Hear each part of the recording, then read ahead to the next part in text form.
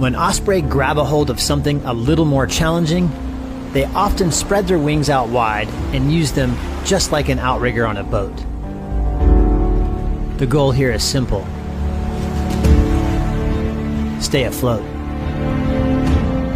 But the onslaught of waves, coupled with a rather large fish trying its best to swim down deep, makes things a little difficult.